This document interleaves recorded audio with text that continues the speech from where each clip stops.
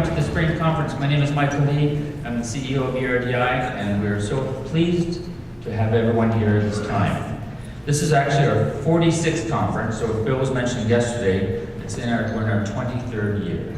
Our board set a goal to work differently with the public, to increase confidence that the public had in our board, as well as finding strategies to work with people differently. So we thought, that'll be easy. We reached out to a gentleman by the name of Tim Mary and started talking about what true engagement meant. And we didn't know how big of a journey we would set out on to be talking about working differently. What we quickly learned was working outwardly can only happen differently if you work inwardly differently. And Tim helped us to see things like presenting and defending ideas is what we were doing, as opposed to involving and integrating the public in solutions. It's my pleasure to introduce Tim Mary and Marguerite. I have no idea what they will do, but I know you will remember it. Welcome. I don't really believe keynotes make a difference, but where I have seen them make a difference is when they provoke people to figure things out for themselves. So I'm not here to give you answers. I'm not here to tell you how it is. I'm not here to say this is the truth. These are some maps that we use that we hope are helpful for you, right? And I hope it provokes you to figure things out for yourselves over the next day. And the purpose here is to provoke you to think for yourselves. It's not to solve anything for you. You can't wake someone up who's pretending to be asleep. Have you heard that one? You can't wake someone up who's pretending to be asleep. The bottom line here, folks, there seems to be a fundamental breakdown between the people who are making decisions and the people who are impacted by them, right? And so how do we sort that out? Because that breakdown disables us from being able to design effectively systems, structures, services, programs, products that meet people's real need. I just want to make that distinction. I'm not talking about how you design a good public engagement event. I'm not talking about how you design a good staff meeting, right? I'm talking about how we shift, how we work together over time so we can deal with, I don't think stability's coming.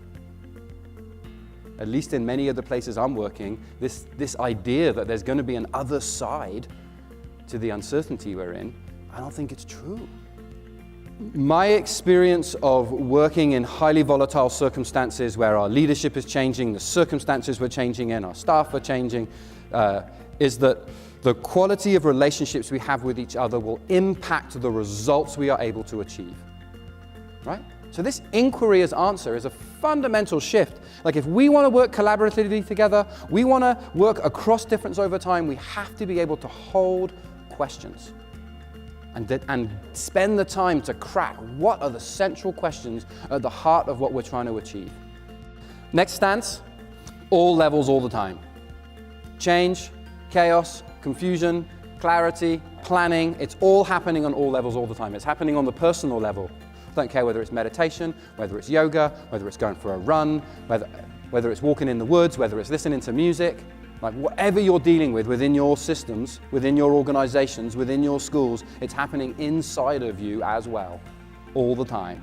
Things are moving so fast, things are changing so rapidly, there's no way that one person can see the bigger picture and make a good decision. So we need to get together as many different perspectives as possible, so we can see a bigger picture that we otherwise wouldn't see, so we can then make smarter strategic choices about where we go from here, which is exactly what's happening with the CEOs and the Department of Municipal Affairs tomorrow.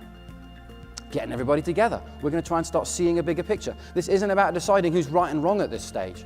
It's about understanding the landscape so we can then make smart choices that serve and impact as many people as possible. What can we change and influence?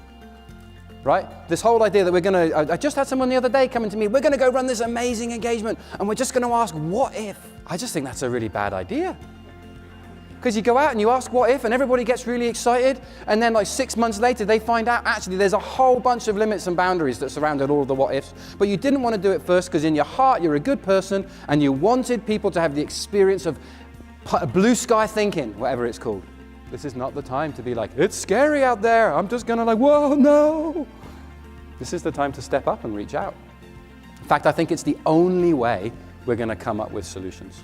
I think it's the only way we're going to find a way forward, whether we're willing to invite others into leadership with us, right? And whether we're willing to build communities of people who have the quality of relationship with each other that they can withstand the inevitable vicissitudes of tackling complex issues over time. All right, so that's what I got to say. Thank you so much for your attention and your time.